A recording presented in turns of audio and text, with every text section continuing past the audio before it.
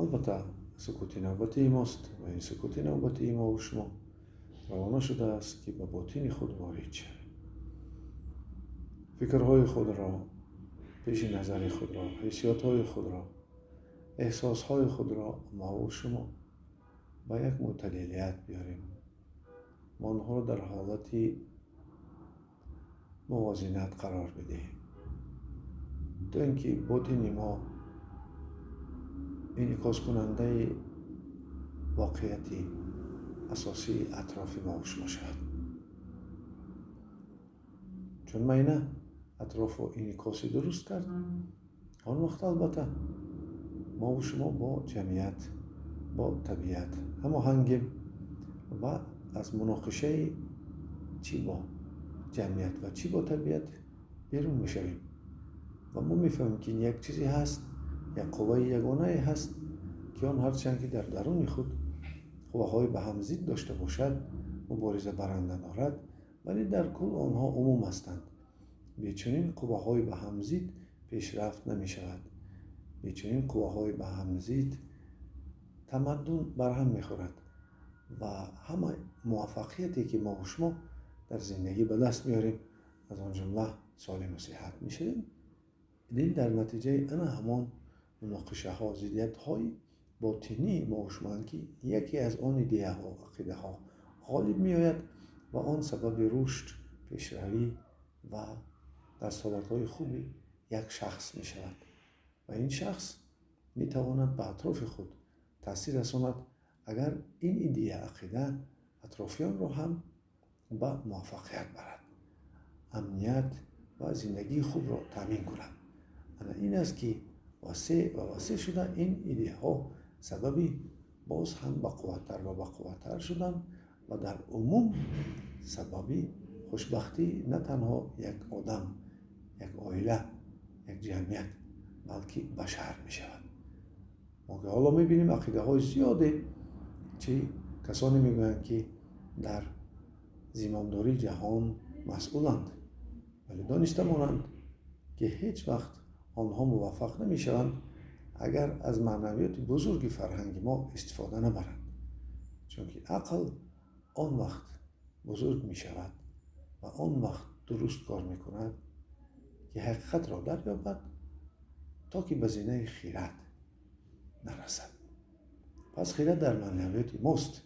پس آن را امروز ما و شما بیدار می سازیم تا اینکه نه تنها برای خود بلکه برای بشریت هم ما حرفی داشته باشیم تا اینکه از آن کجی‌هایی که در زندگی می شود و حیات بشریت را با مشکلات ها می برند آنها را باز داریم و یگانه ریسپت این معنویات فرهنگ ما و شماست. پس داده شوید با حالتی که شما را فرا می گیرد، حالت آرامی است، حالتی است که ما می توانیم باطن خود را نظر کنیم و در آنجا حسیات های گوناگون خود را ببینیم.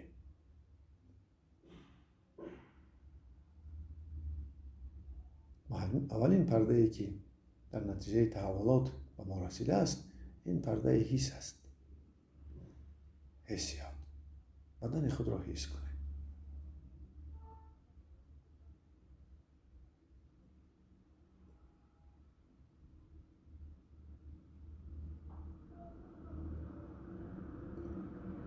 در کدام حالت بدن شما قرار دارد؟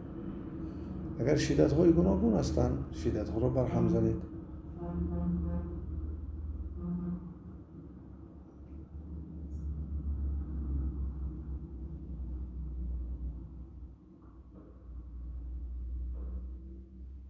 مثلا اگر شکم شدتناک باشد، یعنی شما شکم را چون یک تخته حس کنید، آن را ملایم سازید.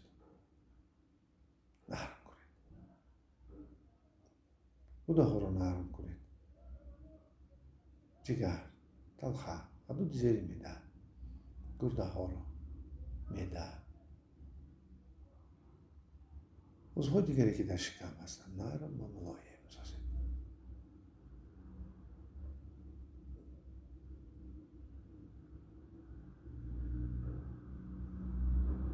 آدمیزاد هم جسمی و هم روحی او با واسطه شکم وقت را درک میکنند.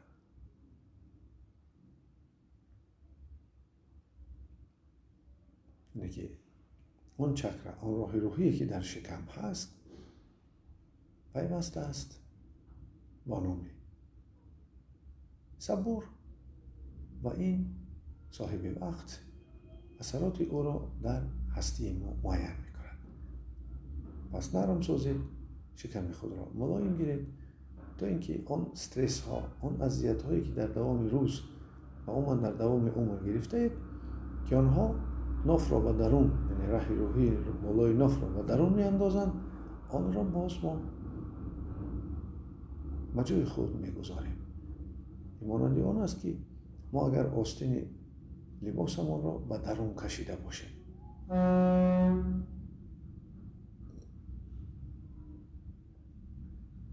ما را باز از سر نو در جای خود آستین میمونیم، یعنی آستین درون کشیده را باز به جای خود میمونیم و همین طور راه روحی ناف درست میشه که آن وابسته است به غدود زیری میده.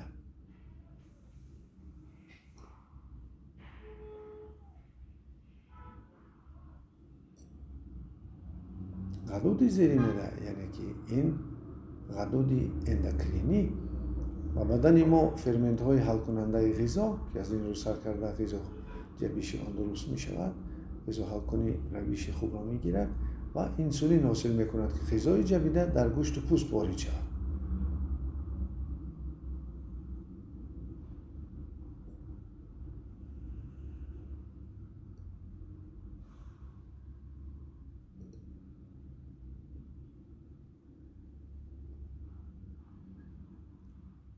ما به واسطه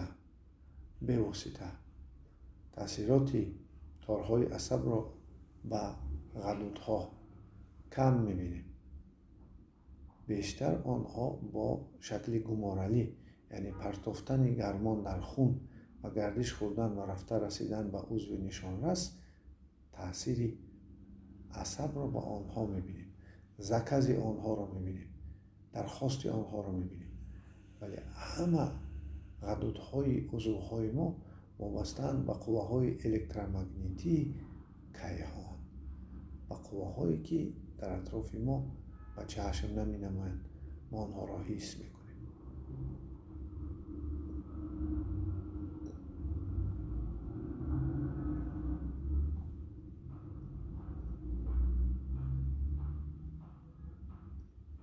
سر دل را حس می‌کنیم.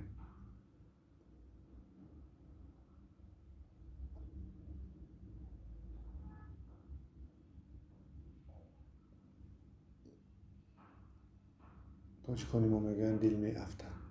یعنی بسیار وقت هست در نتیجه تأثیرات های گوناگونی، اگریسیوی، غضب و بسیار چیزهای دیگری که به انسان رسانده می شود یا کینه هایی که انسان می گیرد، راه روحی سر دل از جایش به جا می شود. آن وقت انسان قبول محبت، مهر، درک آن را گم می کند، چون که آن محبت و مهر، باوری، امید، اینها چیزهایی هستند که از عالم باریک، از دنیای موجی و روحی به ما می آیند. و آنها را انا این دلی که ما داریم نه، بلکه روحیه دل، آن روحیه که در بالای او از قبول می کند. سر دل خود را حس کنید و ببینید که آیا ذره از مهر در آن است. اگر آن را حس می کنید، آن را وسیع و کلام کنید.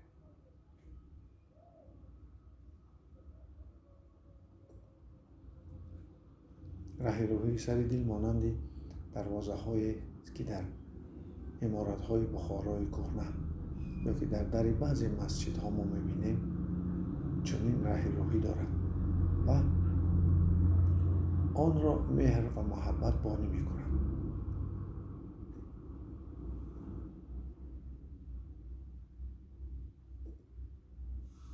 حس کنید که چطور مهر محبت در دل شما علنگه میگیرد، کینه را میسوزاند و شما دیگر از پی آن نمیشوید که کسی را ضرر رسانید.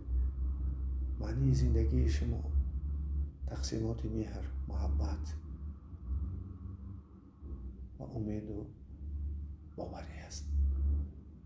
روحی دل را پیوست کنید به دل، مانندی که شما دو شلنگ آتش خاموش کنی را که به هم میپیوند و تاب میدهند و آنها را محکم میکنند، همین طور رو تصور کنید که روحی سر دل یک تاب خورده به دل شما میپیوندد و دل آن وقت قوت و جان میگیرد.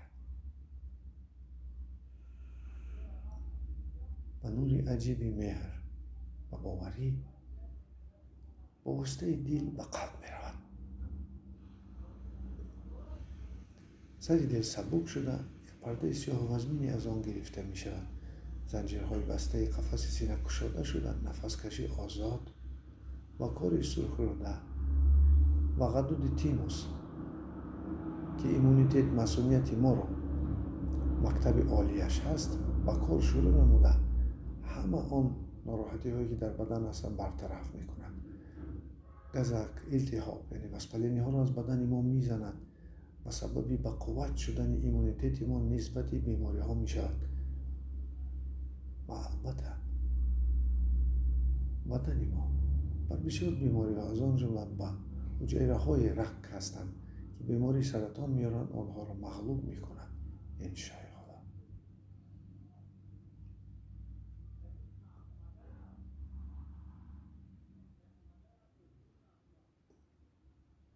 داده شده این به حالتی که شما را فرا گرفته است، حالتی که می شنوید ما را و می بینید باطنی خود را و می دانید که در آنجا دیگرگونی ها شده ایستادند. گلی را حس کنید.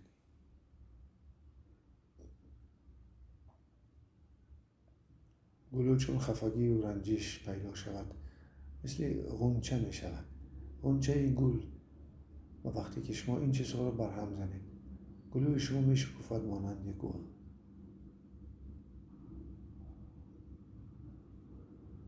و مباشرت کمونیکاسیون باطنی که با قوه های شعور کیهان سر به سر است برقرار می شود. اکنون سخن ما را، آواز باطنی ما را شعور کیهان می شنود.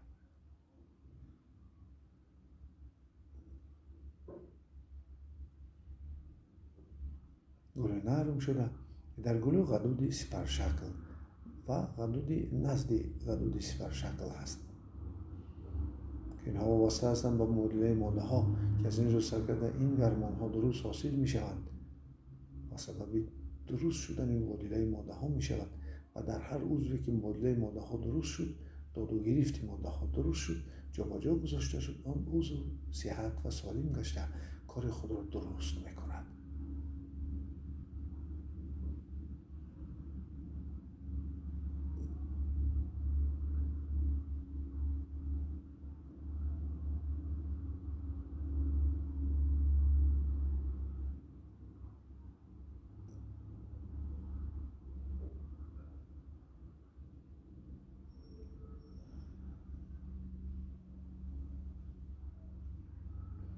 چقدر خوب و نغز نشسته.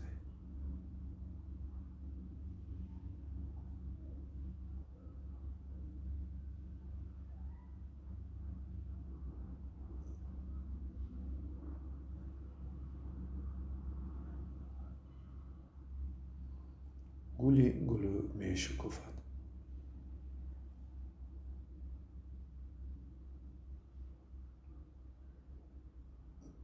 برای همین در فکر باطنی، در اندیشه های باطنی خود احتیاط کنید. دایم سخنان نیک و خوب زنید. آینده بین باشید.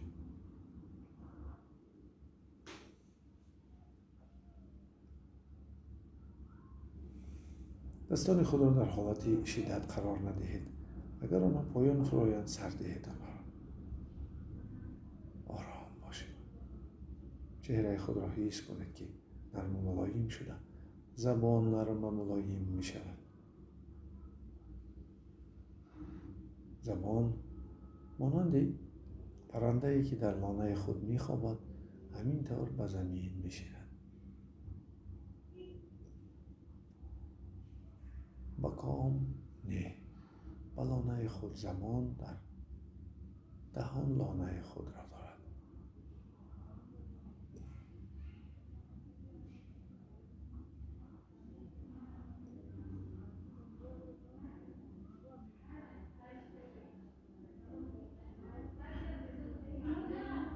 چشمان خود رو نرم و ملایم ساخته آهسته آهسته شما به دنیای باطنی خود وارد میشه. چقدر خوب و نغز نشسته، چقدر آرام. گوش ها همینطور آرام شده، آهسته آهسته شما به دنیای باطنی خود وارد میشه. آرام و آسوده، دم گرفته و روشن. پیشانه خود را حس کنید. پیشانه این دو چارکنجه‌ای که بالای هم گذاشته شده، یعنی 8 کنجه رمزی ملی ماست. ستاره است که 8 کنج دارد، در پیشانه هست. اون محکم می شود و بسیار وقت فکرها گم میشن. اون آهسته آهسته کشاده می شود و ما با نوسفره، یعنی که حلقه عقلی کیهان پیوست میشه که اون اطراف زمین را هم گرفته است.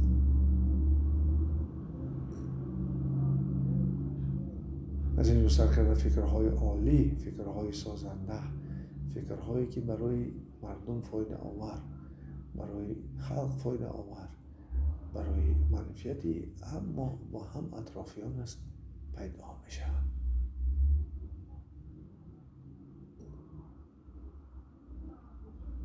داری سرکشاده شده.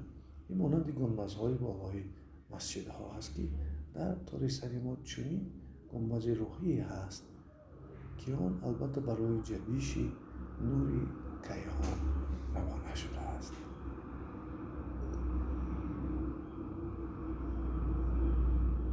آهسته آهسته به طرف پایان بستون مهره رفته، از دو مغازه به طرف زمین یک نوری می رود که ما را به زمین پیوست نموده.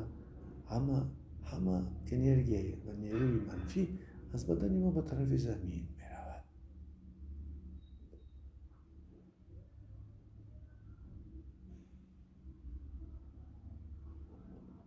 زمین همه قوای بد را از ما جویده می گیرد و بدن ما آن را می دهد. اکنون در بدن ما گردش انرژتیکی هست. در بدن ما دیگر انرژی ها نمی استند. آنها چون کار خود را احساسات به ما دادن، فکر دادن، بدن ما را ترک می کنند. باز انرژی نو و نو می آید. راهی زیر ناف است که این فراست است. ما آینده خود را نیکیست می کنیم. دو کفی دست با برکت و دو کفی با استواری. دست خنان در عقیده های خود استواره، دستی با برکت داره. به هر چیزی که دست میزنیم برکتی زندگی میاره. پرده دیگر پیش نظر است که ما بدن خود را در حالت قراری انرژتیکی دادیم و انرژی از بدن ما نیرو میگذارد، تازه میکند و پیش نظر رنگ‌های عجیب پیدا شده، هر یکی آن معنا دارد. طور سر زرد، پیشانه کبود، بلو سفید، سری دل، سرخ ستا، شکم سبز،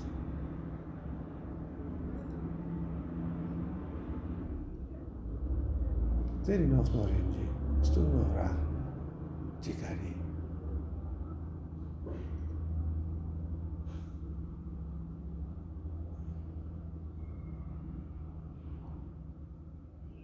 و ما این رنگ ها رو که میبینیم پیش نظر خود آسمانی کبود، جاهای زیبا رو میاریم، جاهایی که ما بودیم، جاهایی که ما خودمون رو نقصیست میکردیم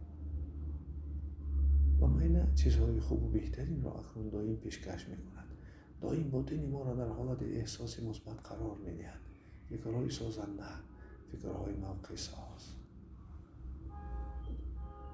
اونطوری که تگی دل برهم خورده، روح افتادگی و دیپرسیا نیست می شود.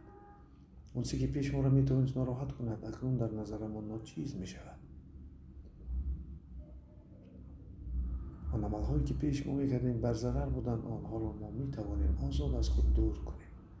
حتی عادتهای بد اگر داشته باشیم، آنها را امروز می توانیم آزاد از خود دور کنیم، ما اونها دست نزنیم.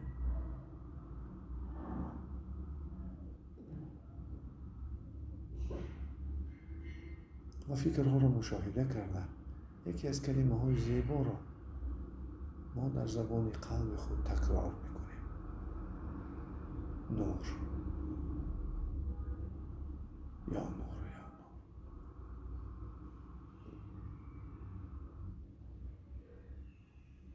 نور. و ما دائم حس میکنیم که از بدن ما نور میگذرد. و سیوم پرده هم بر هم خورد. ما با اطراف محلول شدیم.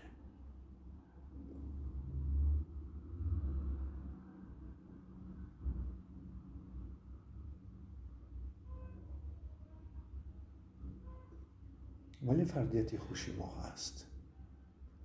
ما میفهمیم و درک میکنیم. ما میدونیم که روز تا روز بهتر، خوبتر و صحت‌تر شدن میگیریم. روز تا روز سلامتی بهتر شده، زندگی خوب میشد. ما اون کارهایی رو میکنیم که به ما منفیتی زیاد میارن. صحتی سالمی، بردمی، بقوت، مناسبت خوب، بخشش، مهر، محبت، باوری، نوترسی، دلیری، گشایش کار. خب اینیه که به ما خبرهای خوش میارن. شاید رسول اکرم را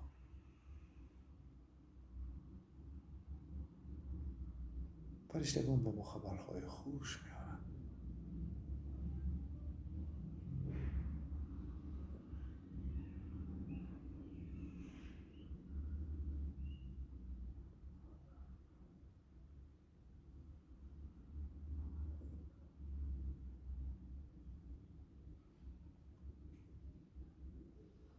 نور آهسته آهسته و با سرعت در بعضی حالات از بدن میگذرد.